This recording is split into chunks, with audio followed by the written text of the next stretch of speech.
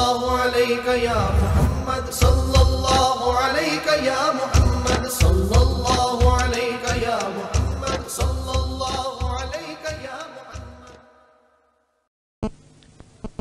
آج علم ظاہر کی انتہا ہو گئی. جب انتہا ہو گئی وہ لوگ خارج منافق ہو گئے تھے اور یہ لوگ 72 فرقوں میں تقسیم ہو گئے. اب ضرورت اس بات کی ہے کہ جس علم سے وہ صحابی یا رسول اللہ کہلائے تھے وہ علم آج کے نوجوانوں کے دلوں میں بھی ہونا چاہیے. وہ علم کتابوں میں نہیں ملتا، حدیث شریف میں نہیں ملتا، مسجدوں میں نہیں ملتا. قرآن مجید میں صرف اس کا اشارہ ہے کہ خضر علیہ السلام کو علم لدنی تھا. وہ علم تو نہیں ہے، اشارہ ہے اس کا. حدیث شریف قرآن مجید کے تشریحات ہیں، حدیث شریف میں بھی اشارے ہیں. حضرت ابو ہریرہ رضی اللہ تعالیٰ فرماتے ہیں کہ مجھے حضور پاک سے 2 علم حاصل ہوئے. ایک تمہیں بتا دیا، اگر دوسرا بتاؤں تو تم مجھے قتل کر دو. اس کا مطلب ہے وہ حدیث شریف میں بھی نہیں ہے. اور ایک اور واقعہ ہے. ایک دفعہ مولانا جلال الدین رومی رحمۃ اللہ بازار سے گزر رہے تھے. لوگ بادب کھڑے ہو گئے. اس وقت جو بھی عالم ہوتا تھا عالم حق ہی ہوتا تھا، لوگ ان کی تعظیم کرتے تھے. لیکن ایک آدمی پھٹے پرانے کپڑے پہنے ہوئے ایک کونے پہ کھڑا اکڑا ہوا تھا. آپ نے اس کو گھورا کہ باقی تعظیم کر رہے ہیں اور اس کی حالت کیا ہے اور یہ اکڑا ہوا ہے. اس کو گھورا اور چلے گئے. اس آدمی کو بھی غصہ آ گیا کہ ٹھیک ہے لوگ تمہاری تعظیم کر رہے ہیں اور میں بھی اپنی تعظیم تم سے کرانی ہے.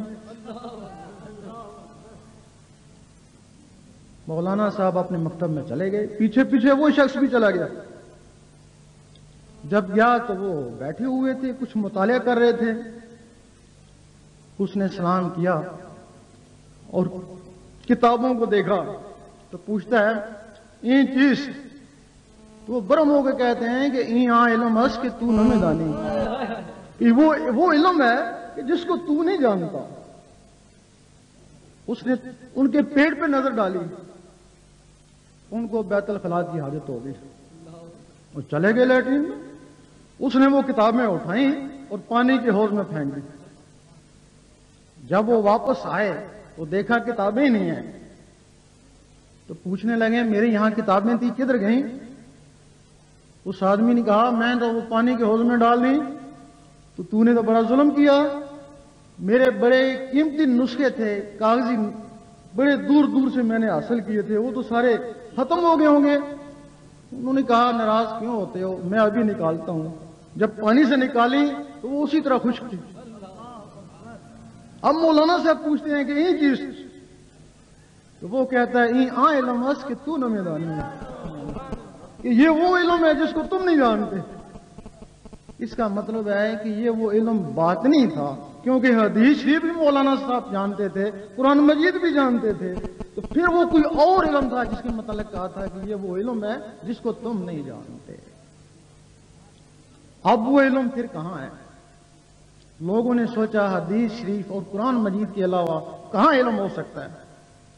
قرآن مجید میں صرف اس 3 الفاظوں میں اس باطنی علم کی ابتدا ہے، وہ جو الف لام میم ہے. تم کہتے ہو حروف مقطعات آگے کرو، چھوڑ دیا تم نے، لیکن وہ الف لام میم وہی باطنی کی ابتدا ہے.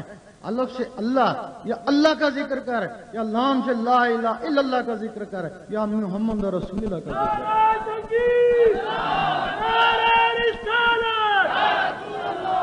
اگر تو ذکوریت میں نہیں ہے تو ٹھیک ہے، تو قرآن مجید پڑھتا ہے. اور جو لوگ ذکوریت میں ہیں ان کو قرآن مجید فرماتا ہے تو ان کو نور سے ہدایت ہے، اور جو ذکوریت میں نہیں ہے تو ان کو پھر قرآن مجید سے ہدایت ہے.